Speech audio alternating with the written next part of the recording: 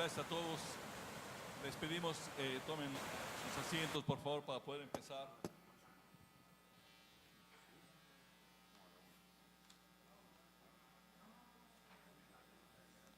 Bueno, sí se escucha.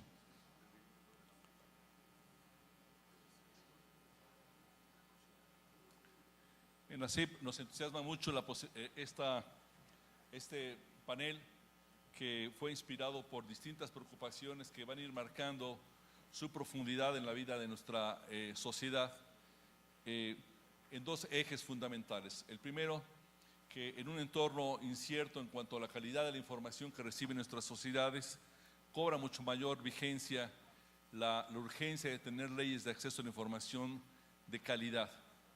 Durante muchas asambleas hemos tenido alertas por parte de los vicepresidentes regionales, de otras autoridades de la CIP, diciendo que en nuestros países, en toda la región, estoy pensando incluso en Estados Unidos, las leyes de acceso a la información han ido estancándose y que incluso en algunos casos son regresivas para el ejercicio de este derecho. Le hemos pedido a nuestro presidente Gustavo Mome, pero también al compañero Ernesto Kleiserburg, que es el enlace de la CIP con la CLAEP, que como ustedes saben es una agrupación de universidades que está en contacto muy estrecho con la CIP. 17 universidades latinoamericanas participan en esto para construir un manual de buenas prácticas en materia de leyes de acceso a la información y eventualmente un ranking que revele la calidad de estas leyes en nuestros países. Tiene que ver con la calidad del lenguaje, tiene que ver con la función de los medios de comunicación, con la tarea y la misión que los medios de comunicación tenemos asumida también, porque las solicitudes de los medios de información en todos nuestros países ranquean de manera muy alta en el número que registran estas entidades, el gobierno o los órganos garantes en aquellos países donde los hay. Es por ello que buscamos tener la presencia de dos voces muy fuertes en esta materia. Alex Rigelmo, que todo el mundo lo conoce, una autoridad en el tema del lenguaje. La descripción sobre él es amplísima. Habla de un divulgador de la historia, las reglas y la sociología del lenguaje, pero me quedo con la siguiente definición de él: periodista de formación. Eso nos encanta aquí en la CIP. Es autor de muchos libros, varios de ellos clásicos, sobre el ejercicio del periodismo, que ha tenido muchas reediciones.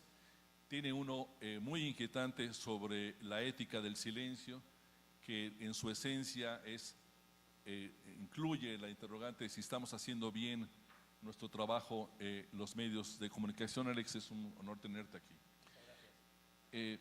Quiero subrayar que una brevísima historia.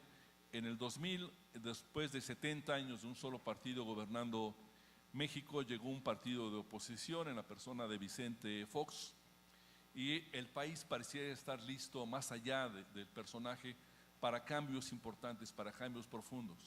Un grupo de medios de comunicación que acabó reuniendo a 130 casas editoriales buscó a la academia para hacernos conjuntamente una pregunta: ¿cuáles son los cambios prioritarios que tendría que tener México en este momento? Después de hacer esta reflexión, pensamos quién podía acompañar este ejercicio, y la respuesta natural fue la CIP, la Sociedad Interamericana de Prensa.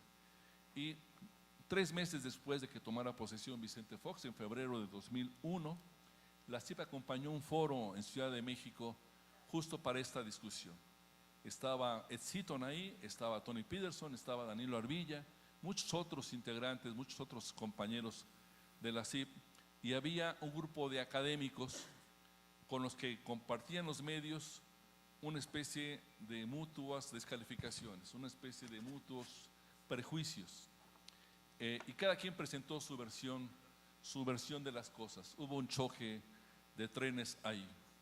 Un personaje por parte de los medios de comunicación, Luis Javier Solana, un periodista conciliador, de enorme talento conciliador, y otros personajes de la academia, entre ellos Francisco Javier Acuña, que hoy nos acompaña, decidieron hacer un puente entre los medios de comunicación y la academia para volver a sentarnos y tratar de ponernos de acuerdo. Ese grupo se volvió a reunir en la ciudad de Oaxaca, México, en mayo siguiente y empezó a trabajar en una propuesta de ley de acceso a la información, que después de muchos avatares y sobresaltos, acabó siendo la ley de acceso a la información aprobada por el Congreso mexicano, una ley que ha tenido muchas revisiones, que se fue ampliando de manera muy importante. Ahora el número de sujetos obligados o de entidades públicas que están comprometidas por la ley, obligadas por la ley para presentar información, es de cientos, tal vez 800. Sí, a nivel nacional, perdóname, Roberto, Sí. 862. Sí. Y a nivel nacional, casi 9,000, con todos los estados. Y esta entidad que hoy se llama Instituto Nacional de Acceso a la Información Pública y Protección de Datos Personales, o algo así, acaba siendo la tercera o cuarta generación de los cambios de esta institución que cobró un rango constitucional de autonomía, es decir, el presidente propone a sus integrantes, pero es el Congreso, el Senado de la República quien determina quién integra el ahora INAI. Sin más, le doy la palabra, si nos permiten, empezamos con Alex sobre este tema. Yo te pediría, Alex, que antes de abordar el asunto de estas nuevas actividades, nuevas realidades digitales que pueden impactar en la libertad de expresión, profundizaras un poco, abordaras un poco esta visión tuya sobre la ética del silencio, que creo que también es una señal para la industria y para el gremio. Traía una presentación de unas 2 horas y media, pero al final hemos consensuado que lo dejábamos en una conversación o en un conversatorio, como dicen aquí en Colombia, y en algún sitio más, supongo. Bueno, el silencio es una herramienta de manipulación muy difícil de combatir, porque ahora cualquier dato erróneo, falso, manipulado, se puede verificar, todo es verificable, casi todo está en Internet. Si alguien da un dato que no es correcto, alguien encontrará el dato adecuado y lo corregirá. El problema es cómo corregir aquello que falta en una información, lo que se silencia, lo que se omite, y que con esa silenciación cambia el contenido de lo que se está contando, ¿no? El cerebro humano está habituado a recomponer todo aquello que no se dice, pero está implícito en un mensaje. Si yo digo, le di una patada al balón y el jarrón se rompió, todos habrán entendido que el jarrón se rompió como consecuencia del golpeo del balón y de la patada que lo originó. Sin embargo, yo no he dicho que el jarrón se rompió porque lo golpeó el balón. He dicho, le di una patada al balón, el jarrón se rompió. Pero inevitablemente extraemos esa inferencia. Esta técnica de decir algo sin decirlo completamente está muy presente en los periódicos y está muy presente en la política también. Y son manipulaciones muy difíciles de detectar, porque la manipulación está en lo que no se dice, y eso que no se dice nosotros lo deducimos, con lo cual parece que los culpables de ese mensaje manipulado son los receptores y no los emisores. Y debe haber ahí una ética de la insinuación, la presuposición, el sobreentendido, que son recursos que utilizamos en los medios de comunicación y de los que no somos responsables ante nosotros mismos ni ante los tribunales.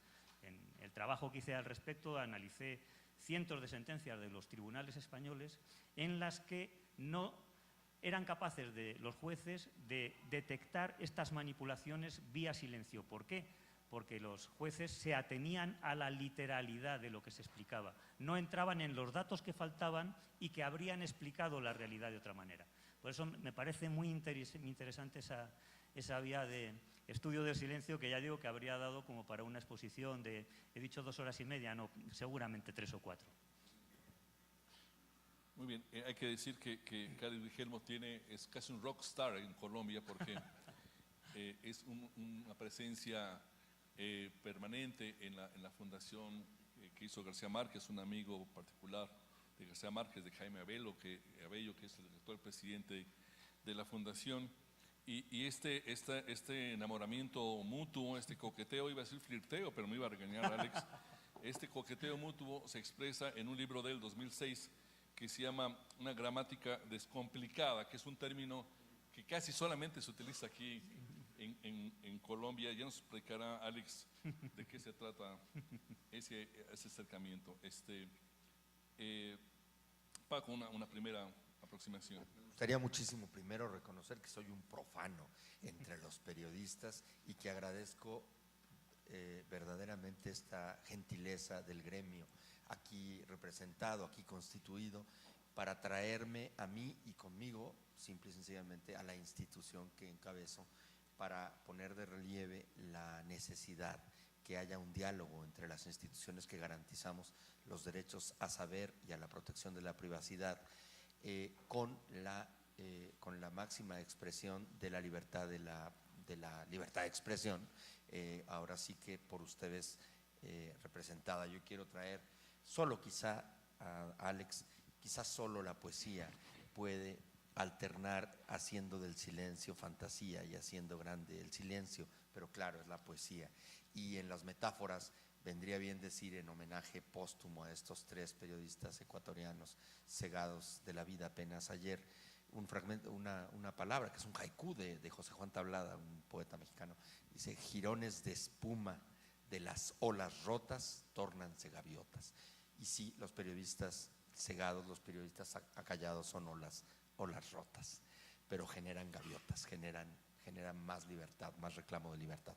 El INAI, que es la institución que encabezó, es el custodio, la centinela del derecho a saber y del derecho a la protección de datos personales en México. En los agitados momentos que vivimos, y agradeciendo la generosa provocación que hizo desde luego Roberto Rock, mi paisano, y que provocó que yo pudiera ser invitado por ustedes hoy, y que además esto se diera afortunadamente en un fin de semana, porque de otra suerte, como está ahora el país en México, con las turbulencias naturales de un proceso electoral encima, el más aguerrido de la historia de México, del México contemporáneo. ¿Por qué? Pues por las circunstancias que lo rodean y por las expectativas que tienen. El INAI juega un papel firme e importante también en el trasiego electoral. El INAI lleva la custodia de las obligaciones de transparencia, que son copiosas.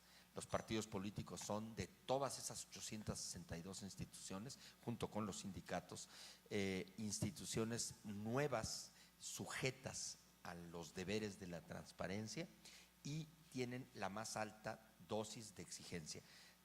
Todos los sujetos obligados tienen 48 obligaciones comunes, que es casi todo lo que hacen, debe estar visible en vitrina, pues los partidos políticos, por algo será, tienen 30 adicionales. Y entonces casi la respiración se les debe poder medir, y naturalmente terca es la historia y la maña, lo dijo ayer el gran Darío Restrepo, el engaño es una maña de la humanidad, una vieja maña de la humanidad. Los partidos políticos no pueden escapar a ese ejercicio, y entonces buscan escamotear y buscan desde luego eludir.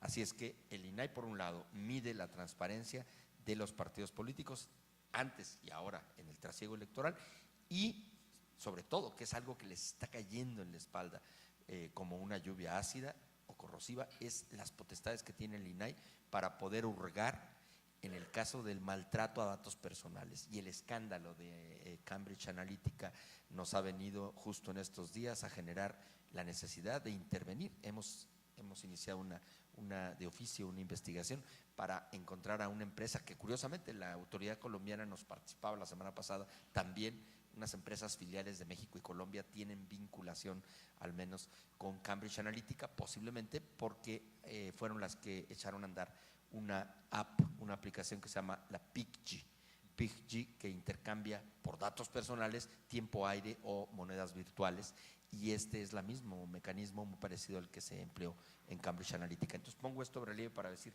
que el INAI no es una institución, es una institución muy joven, 15 años en la vida de un país es un suspiro, pero aún así está involucrado, por lo que decía Roberto, y tiene que ver con Alex, con las nuevas tecnologías y los embates que desde estas direcciones llegan al derecho a saber y al derecho a la protección de datos personales. Jaco, hay un intenso debate, como tú bien lo citas, sobre el tema del manejo de los datos personales que todos ponemos en las redes sociales, particularmente en este caso en Facebook. A mí me llamó la atención hace unos días que el dueño de Facebook, el señor Zuckerberg, dijo que ante los congresistas que bueno, que todos los que hacemos una cuenta en Facebook somos conscientes de que esos datos pueden ser utilizados para propósitos ulteriores. Algún medio publicó una nota diciendo, esta es una de las 5 mentiras que dijo este hombre durante la audiencia, porque no hay forma de demostrar que los 2.200 millones de cuentas que tiene Facebook en el mundo, todos esos suscriptores sabían que sus datos iban a ser utilizados. Creo que tampoco sabíamos que un servicio gratuito, en este servicio gratuito, uno es la mercancía. Tu información, tu vida personal, tus gustos son la mercancía con la que comercia una entidad de este tipo, muchas empresas tecnológicas, y estamos en esa discusión exactamente. Tuvimos hace algunas semanas en Perú un foro sobre el derecho al olvido, que Alex, que en su larga trayectoria en el país fue responsable de su libro de estilo y aportó a ese libro de estilo un apartado sobre derecho al olvido. Le quisiera pedir una reflexión inicial al respecto. Sí. ¿Me permites que haga una reflexión muy breve sobre el concepto gratis? Claro. Que es una de las grandes subversiones del lenguaje. Hay muchas más, pero cuando nos dicen descárgatelo gratis, nos están engañando. ¿Qué significa gratis? Recibir algo a cambio de nada. ¿Es a cambio de nada? No. No es gratis, es a cambio de nuestros datos. Y a veces cuando vamos a un centro comercial, a un restaurante y nos ofrecen la tarjeta de cliente, ¿quiere la tarjeta de cliente? Es gratis. Y entonces yo muchas veces digo, démela. Bueno, tiene que rellenar aquí esto con sus datos. Me acaba de engañar. Ya me está pidiendo algo a cambio, no es gratis. Bueno, esta subversión del concepto gratis está adentrándose en nuestras mentes y estamos creyendo que gratis equivale a no pagar dinero. No. Gratis es a cambio de nada. Bueno, sobre el derecho al olvido. En el libro de estilo del País introdujimos una cláusula sobre derecho al olvido en la edición de 2014. Esa redacción es anterior a una sentencia del Tribunal Europeo de Estrasburgo que regulaba el derecho al olvido como consecuencia de una reclamación de un ciudadano español. Entonces, al ser anterior a la sentencia, nuestra cláusula del libro estilo, yo ahora la veo y me parece deficiente. La escribí yo, pero no estoy contento con esa redacción. Aún así, fue pionera y somos, que yo sepa, el único medio, al menos el único medio impreso español, que recoge el derecho al olvido y que da al lector o al ciudadano que acuda a pedir que se borre una información, se regulan los casos en los que tiene derecho a que eso se conceda. Desde luego se excluyen asesinatos y delitos de sangre, no hay derecho a que se olvide, ¿no?, un delito de sangre, pero sí que puede haber delitos menores que, transcurrido el tiempo, pues se pueden borrar de los archivos o desactivar los enlaces. Y sobre todo en los casos que ocurren muchísimo en los periódicos, en que se informa de una detención, de un procesamiento, incluso de un juicio, y luego quizás no se publica la sentencia. Y a veces se da todo el proceso de una persona acusada y no se informa de su absolución. Entonces, eso sí que se ha regulado la manera de, en la versión digital del País, que eso figure en la noticia correspondiente al origen de los hechos. Es decir, que el que encuentre una noticia, fulano acusado, fulano detenido, en esa misma noticia se diga, ojo, fue absuelto, porque puede encontrarse solamente esa pieza, ¿no? El derecho al olvido me parece importantísimo porque no hay ningún sistema judicial democrático que no tenga una gradación en las leyes y en el que no haya una prescripción, el concepto de la prescripción y el concepto de la cancelación de los antecedentes. Si en el sistema judicial de los países democráticos está previsto que se cancelen los antecedentes, ¿cómo no vamos a cancelarlos en los periódicos? Esto no significa cambiar la historia y cambiar la hemeroteca, no, la hemeroteca sigue ahí, pero transcurrido cierto tiempo, una persona tiene derecho a que se borre el delito. insisto, no todos los delitos, porque esto ya no quisiera alargarme, pero es una casuística muy rica y muy interesante para el debate. Pero yo estoy a favor del derecho al olvido y de que, cuento la anécdota que ocurrió en Navarra, en una comunidad española, de un muchacho que a los 20 años en las fiestas orinó en la plaza de Pamplona y salió en los periódicos de hace 30 años. La policía multó ayer a fulanito de tal, de 20 años, por haber orinado en la plaza. Bueno, cuando ese periódico digitalizó sus archivos y esa persona o sus amigos o sus hijos pusieron el nombre en Google, aparecía: este es el que orinó en la plaza en las fiestas de Pamplona, ¿no? Hay que acabar con todo eso, porque la gente tiene derecho a que lo que no es grave desaparezca. El problema, bueno, adelante Paco. Es que el estigma que queda y que mancha desde luego trayectoria y biografía, pero el debate en México lo quisimos vitalizar o revitalizar. No sé qué pasa que está. ¿Soy bien? Habla. A ver, no se oye, algo le hicieron. El debate en México se agudizó hace justo 4 años, cuando llegábamos nosotros como comisionados de la nueva institución fortificada como órgano constitucional autónomo, no gubernativo, y por supuesto con potencias muy distintas, resoluciones inobjetables, no definitivas, inatacables para los sujetos obligados. Me refiero a las mismas instituciones de gobierno que se defendían a tiro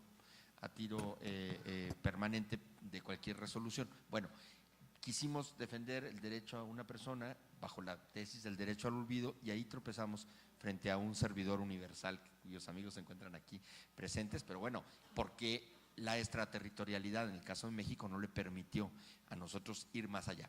Pero hoy por hoy el derecho al olvido vuelve a ser y va a ser motivo de gran necesidad de discusión en México, porque algunos candidatos a la presidencia de la República han prometido, o alguno de ellos ha prometido, amnistías a ciertos, a quienes hubiesen cometido crímenes. Claro, él dando ahí una solución que mediando la complacencia de las víctimas.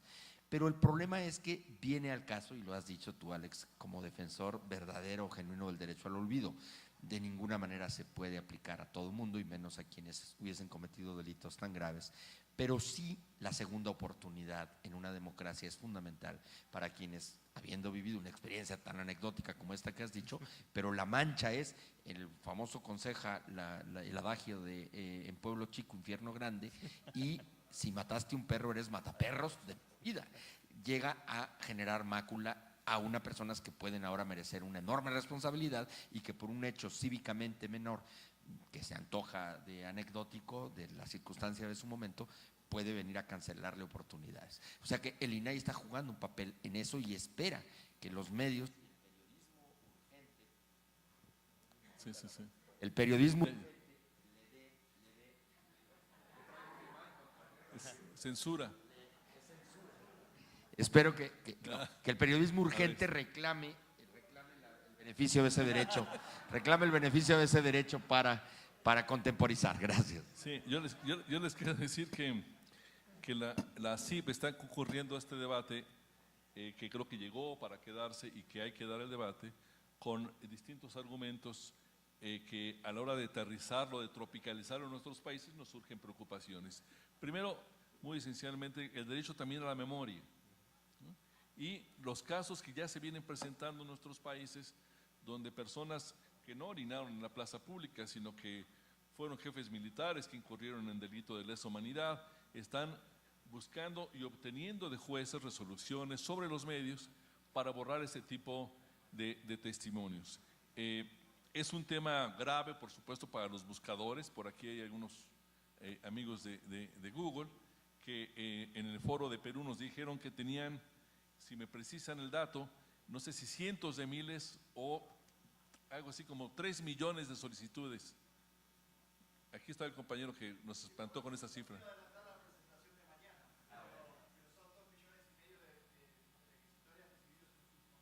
¿En todo el mundo?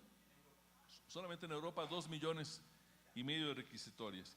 Y por supuesto Google está tratando de compartir, está tratando de invitar a la CIP a mostrar una preocupación coincidente. La CIP lo que está haciendo es, oigan, primero debatamos de qué se trata esto de derecho al olvido, cuál es el bien tutelado, ¿no? Como dicen los abogados. La legislación vigente no prevé ya un tutelaje para esos derechos. Hay abogados muy prestigiados como Catalina Botero, ex relatora de libertad de expresión de la OEA, donde dice, yo no entiendo por qué sacamos esto de la manga, si ya hay una serie de cosas, hasta dónde llega el derecho, dónde se extingue, cómo se ejecuta. Hay todo un debate ahí importante. No sé si quieras agregar algo. Sí, en efecto, el derecho al olvido, tal como nosotros lo concebimos, está dirigido a particulares. No está dirigido a cargos públicos ni a personas que han tenido un papel en la historia. O sea, no pretendemos borrar la historia, ¿no? Si ha habido desmanes y corrupción en un país, eso no se puede borrar nunca, ¿no? Se trata de proteger la intimidad, la trayectoria, las relaciones familiares incluso de determinadas personas. Digo lo de las relaciones familiares y cuento otro caso que me pasó siendo presidente de EFE, de una persona que se puso en contacto con nosotros para que borráramos una noticia, cosa que para nosotros era difícil. Pero es que el suceso a mí me llegó al corazón, porque es una persona que había sido carterista, un ladrón de poca monta, ¿no? Diríamos. Y cuando tendría unos 20, 25 años, lo detuvieron, estuvo en la cárcel porque había acumulado muchos robos, pequeños robos, pero muchos, y salió en libertad y recompuso su vida y fue una persona honrada el resto de sus días hasta convertirse en abuelo. Su nieto recibió el mismo nombre que él. Y entonces el nieto un día buscó en Google su propio nombre y encontró los delitos del abuelo. Para ese nieto el abuelo era una persona maravillosa que lo había cuidado de pequeño, que lo había enseñado, y el día que descubrió que su abuelo había sido un ladrón, fue un golpe para ese adolescente, ¿no? Estamos hablando de esto estamos hablando, no de borrar los delitos o las atrocidades o la mala gestión o la corrupción de los gobernantes. ¿Qué otras vertientes ves, Francisco, sobre la protección de datos personales de todos nosotros, Sí, frente a buscadores, frente a redes sociales? Sí, precisamente la oportunidad del INAI de, a su vez, asumir un ejercicio que es nuevo en el tiempo, sí es nuevo para las democracias consolidadas, las europeas básicamente, siguiendo mucho el influjo español, que es el que ha sido el promotor de estas agencias estatales de datos. El caso mexicano ofrece la oportunidad interesante, incluso en España misma lo reconocen, que habiendo en México este órgano bifrontal, el INAI, protege ambos derechos, facilita mucho el esclarecimiento y sopesar y ponderar derechos uno frente a otro cuando se ponen en conflicto o en colisión, porque en el caso concreto de España, la Agencia Española de Protección de Datos es referencial en el mundo, pero el órgano naciente de transparencia, que para algunos no tendría por qué haber nacido, pero bueno, es una figura nueva y del tiempo, que es el homólogo también del INAI, a tiro por viaje tropieza con la agencia española, que le paraliza por cualquier acción que pudiera comprometer datos personales. O sea que el modelo mexicano, que se ha extendido más en América Latina y que el órgano bifrontal puede ofrecer beneficios. Bueno, yo no sé qué traigo en cuanto toco fibras sensibles, pareciera. Por otro lado, nos está pasando que estamos estrenando estas competencias, la ley general. Bueno, ya ve, usted me está dando la clave. Es el mal oficio de tocar así. Bueno, está muy bien. Ahora la cosa es alternar. El INAI apenas la competencia endurecida o agrandada vino con la Ley General de Protección de Datos Personales, Ley General de apenas el año pasado, en enero, justo para conmemorar el Día Internacional de los Datos Personales, nació esta ley general y entonces el INAI y los órganos garantes de los estados tienen una potestad reforzada. Vamos a hacer auditoría a datos, al manejo indebido de datos personales al sector público, y el sector privado cuando hablo del sector público está el INE, la Institución Nacional Electoral, y están las bases de datos de los partidos políticos, por supuesto. Pero cuando digo los candidatos independientes, que son una nueva figura en México, que ha generado enormes controversias, porque no necesariamente ha sido muy afortunada la circunstancia que rodea a estos candidatos independientes, pero pues es una expresión democrática. Pero lo que ellos han hecho con la recolección de firmas para sus apoyos ha implicado tratamiento abusivo de datos personales, y estamos por recibir casos ya de denuncias de ellos, y ahí el INAI va a mostrar hasta dónde podrá llegar. O sea que estamos inmersos en un momento interesante que va a seguir permitiendo que nos invitan a otras reuniones a traerles el reporte y hacerla de colaboradores periodísticos. Alex, el estilo del periodista, tu libro casi de consulta obligada, seguramente es texto escolar. También ya te deben odiarte algunos estudiantes de periodismo. Pido perdón cada vez que me encuentro alguno. Tiene 20 años este libro, muchas reediciones, hasta donde entiendo te consiguió la primera de muchas comidas con Gabriel García Márquez, ese libro. Y este que comentábamos sobre el silencio, te da una autoridad, además de toda tu trayectoria de tantos años, para este tema. ¿En qué nos equivocamos más gravemente los periodistas? Yo creo que el tema del derecho al olvido también viene de un debate emergente en la sociedad que le está pateando la puerta a los medios de comunicación de todo tipo, diciendo desempeñate con estándares éticos más rigurosos, más altos, con mayor rigor también en la búsqueda de la versión más cercana a la realidad que seas capaz. Es algo que tenemos que hacernos cargo de ello. Desde luego, en la competencia en que ahora se ha abierto, los periódicos, el periodismo necesita hacerse respetar con una información fiable. ¿Cuál es el principal problema de nuestro comportamiento profesional? Para mí, la difusión de noticias sin comprobar. Muchas veces escondidas en verbos condicionales, que es horroroso además desde el punto de vista gramatical, ¿no? Fulano sería no sé quién, habría todo… fulano habría, el gobierno habría aprobado la ley, la habría aprobado, la aprobó, no la aprobó, la habría aprobado si la hubiera aprobado. Eso en castellano significa que no la aprobó, ¿no? Y si digo, me habría gustado ir a tu fiesta, estoy diciendo que no fui, ¿no? O sea, es un potencial que no se cumplió, pero por influencia del francés lo hacemos pasar como un rumor, porque no somos capaces de decir… Yo creo que, a mí me parece que, claro, en una noticia no vamos a decir, a mí me parece que el gobierno lo aprobó ayer, eso no lo diríamos, pero decimos, el gobierno habría aprobado ayer, y entonces ya esa suposición, como la hemos vestido de otra forma, ya parece que nos sirve, ¿no? Y esa manera de contar noticias sin comprobar tiene también otra derivada por el lado del silencio. Pondré un ejemplo. Una persona muy relevante en España en otro tiempo, se llamaba Juan Guerra, que fue condenada por corrupción, información privilegiada, distintos delitos, se declaró insolvente y no devolvió el dinero que tenía que devolver. Lo estoy simplificando mucho, ¿eh? Y entonces, tiempo después, unos periodistas fueron a ver qué ha sido de esta persona, ¿no? Este que se declaró insolvente, ¿cómo vive? Y en un párrafo concreto de ese reportaje decía, Juan Guerra vive en una casa en tal sitio, a la puerta está aparcado un Mercedes. Vale, ¿y de quién era el Mercedes? Para cualquier lector desavisado está claro, puesto que se ha convertido en hecho relevante, que ese Mercedes pertenecía a esta persona que se había declarado insolvente. Pero eso no lo decía la información.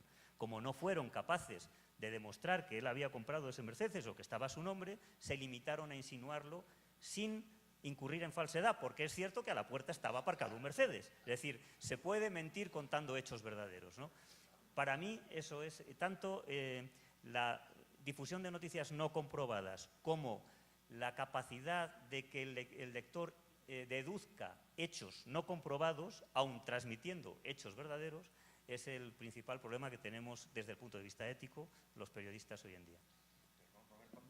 Decir que justamente esto, antes de este escándalo monumental internacional de Facebook relacionado con la Cambridge Analytica, el presidente del órgano electoral del país suscribió un convenio con Facebook México en el mejor de los afanes de poder servir el día de la jornada electoral, que será el 1 de julio, con toda la enorme expectación que hay, y dado que la población vive instalado, conectado a Facebook, bueno, pues quiso conseguir que la noticia del PREP, que es el reporte preliminar de cómo van las votaciones durante la noche para evitar que haya fake news, se le ocurrió, lo digo de buena fe, a Lorenzo Córdoba, el presidente del INE, decir que con esto de poder facilitarle a la gente que quisiera, lo puede hacer en la página del INE, pero dado que sobre todo muchos millennials, muchos jóvenes van a estrenar su derecho a votar y viven, y mucha gente grande,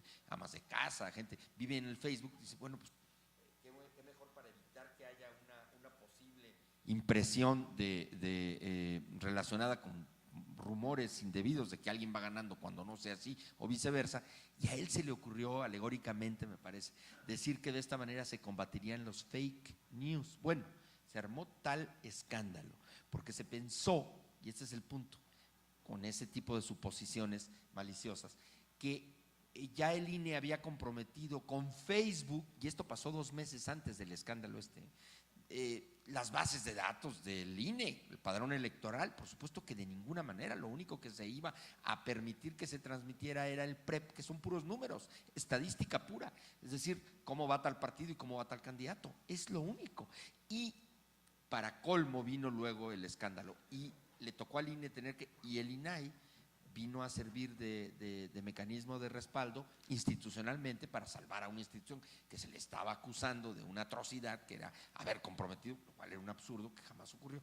Entonces, pongo de manifiesto esto porque las instituciones, tiene que haber precisión. Bueno, todavía a mí me entrevistaron hace unos días, ya con el escándalo de Cambridge Analytica, diciéndome que dado que yo, o sea que el INAI, habíamos suscrito un convenio con el INE, ergo, si teníamos también correspondencia con el Facebook, dije, no para ese efecto. Los rusos metidos ahí. Bien, queremos abrir un lapso para preguntas, para comentarios. Por favor, nuestro presidente Gustavo Moume.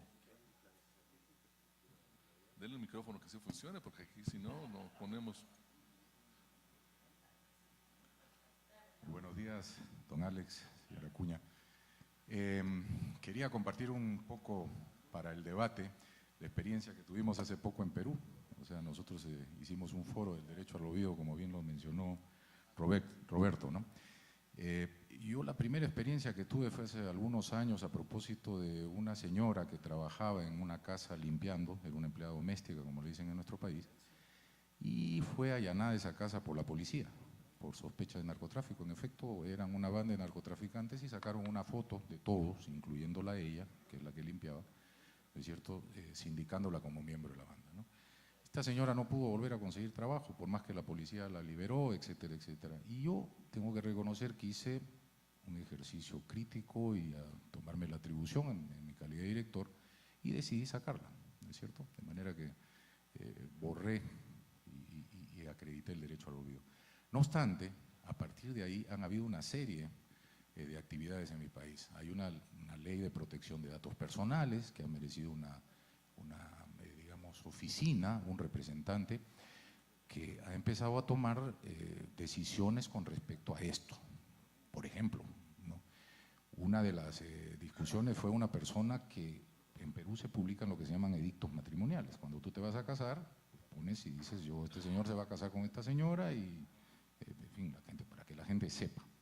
Bueno, este señor dijo que ya la temporada para que termine el edicto había concluido, nadie se había opuesto, habían pasado 3 años, de manera que quería que se borre eso y nos obligaba a nosotros a borrar ese edicto de la edición. Y la institución falló a favor de él diciendo, saquen esa información.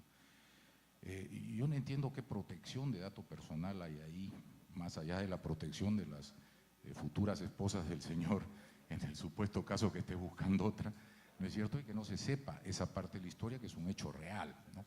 Pero más allá de eso, ha generado un debate porque las instituciones están tomando decisiones ya. Hay instituciones, en este caso formadas por del Estado, que están tomando decisiones en esa materia.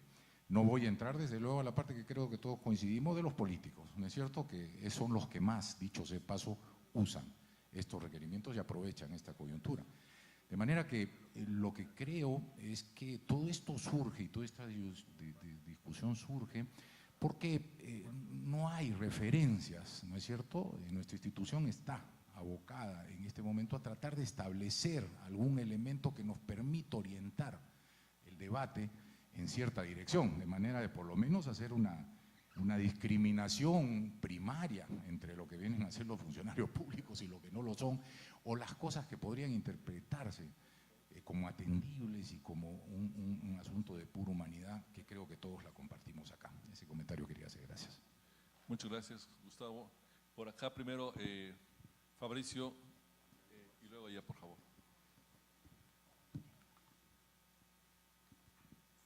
Quiero hacer referencia a un tema que es contrapuesto al tema del derecho. ¿Te puedes presentar, Fabricio, al por si olvido? hay alguna cosa que sirva para la discusión? Si te puedes presentar.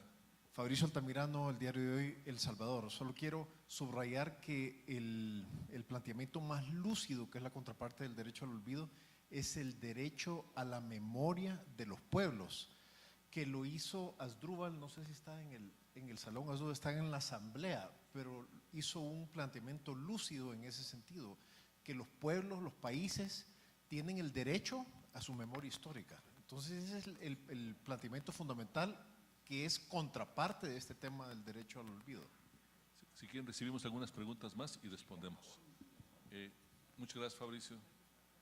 Buenas, yo soy estudiante de periodismo y quería preguntar que a pesar de que sí, la información se puede eliminar de la plataforma del medio, pero hoy en día existen cosas como los llamados pantallazos y entonces la información de alguna forma nunca va a salir de internet. ¿Ustedes cómo pueden combatir eso? Las mentiras nunca mueren ya. ¿Alguien más por allá, por favor? Roberto,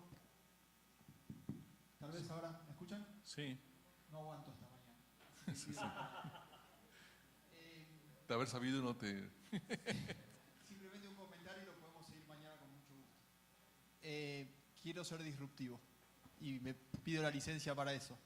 Me llama la atención que en un foro de periodistas estemos hablando que está bien el derecho al olvido. Estoy un poco sorprendido. ¿Está bien? Que está bien, salvo algunas excepciones. Yo No, creo no, que no. debería esto enfocarse como que está muy mal, salvo algunas excepciones. Así empiezan. Hemos dicho que está a debate. Ok, pero Sí. me gustaría encuadrarlo de esa manera, al menos desde mi perspectiva. Es malo para el ejercicio del periodismo, podemos discutir las excepciones. El otro comentario, por lo que decía el colega español, es respecto de esas relaciones particulares que se pueden dar con determinado tipo de información, como el típico caso que usted ha planteado de el nietito que busca la información del abuelito. Todos nuestros abuelos son genios para nosotros, todos queremos mucho a nuestros abuelos. No sé si hay colegas del Mercurio aquí, pero al Mercurio le ha pasado exactamente el caso que el colega español le ha comentado. La Corte Suprema lo ha obligado al Mercurio a eliminar una noticia de un señor ex oficial público que estaba involucrado en un delito de corrupción de menores bajo el argumento de que su nietito buscaba la información en internet. Entonces el problema era del abuelo con el nieto, me parece, que se olvidó de explicarle algo, parte de su historia, y no obligarnos a todos a dejar de tener disponible esa información, que me parece que es un caso bastante grave y debería entrar en los que no debieran ser sujeto de remoción. Pero es una discusión muy larga, digamos, quiero plantear que hay muchos matices y dejar abierto para que lo continuemos mañana. Sí, se ha sentado la preocupación de que, de acuerdo con los estándares de rigidez de un régimen político en los respectivos países, así va a ser interpretada esta nueva legislación, de tal suerte que puede ser mucho más autoritaria en una región, mucho más dúctil en otra, y que forma parte de la preocupación que nosotros tenemos. Creo que había alguien más por allá. Sí, Sí. un gusto, Eric Iriarte. Soy otro de los miembros del panel de mañana, así que creo que lo estamos adelantando para hoy. Oh,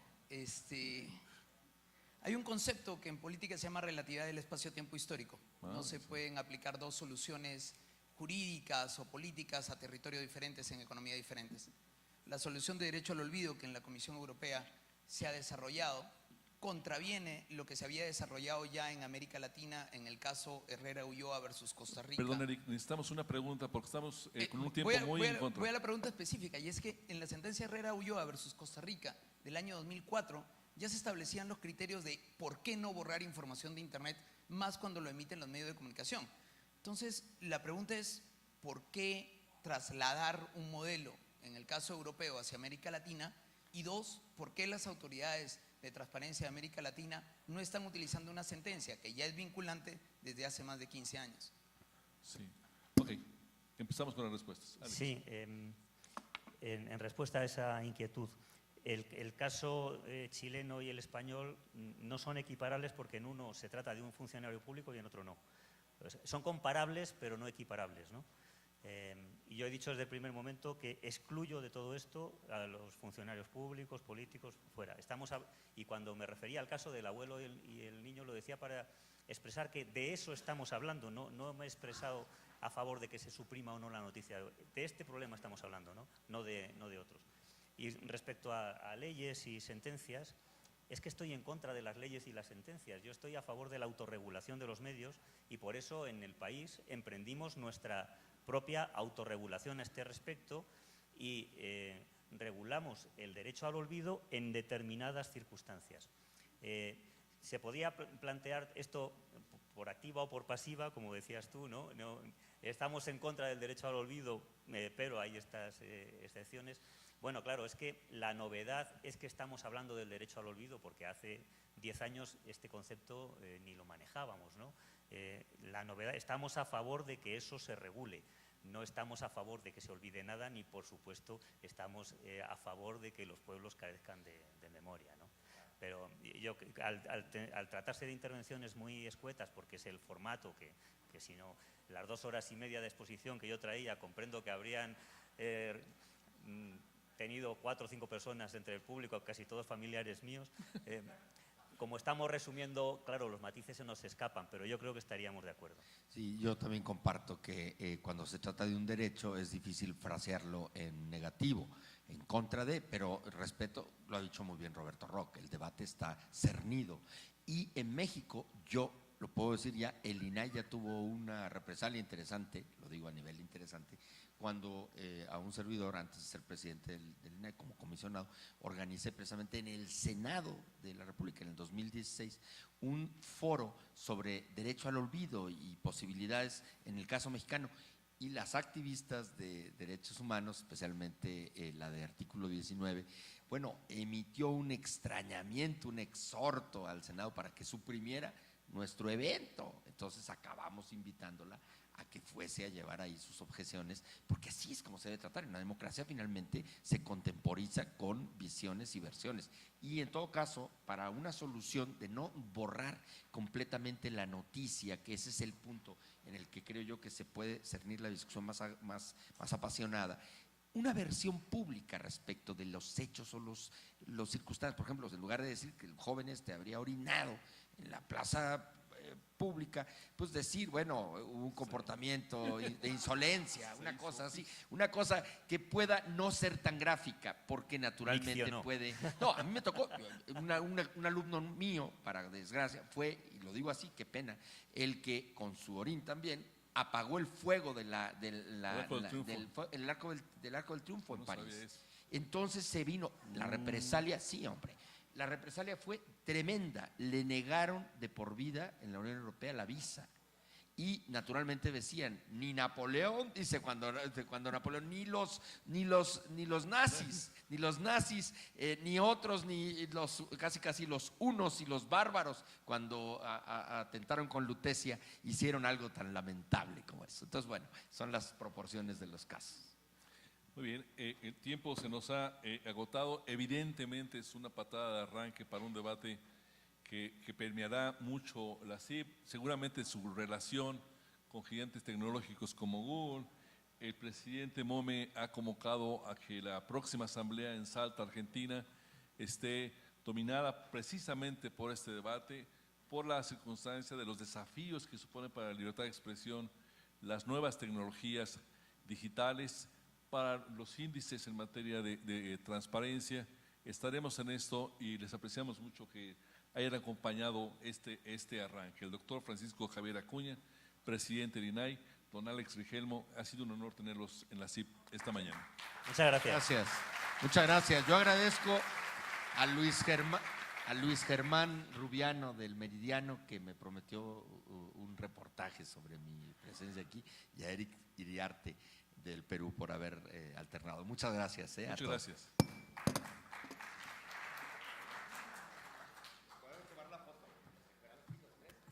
Hola, si me disculpan, un aviso por favor, para los que usan headphones de traducción, llévenlo al almuerzo por favor. El almuerzo ya nos está esperando, una sabrosura colombiana en la terraza al lado de la piscina, así que ahí los esperamos por favor. Gracias.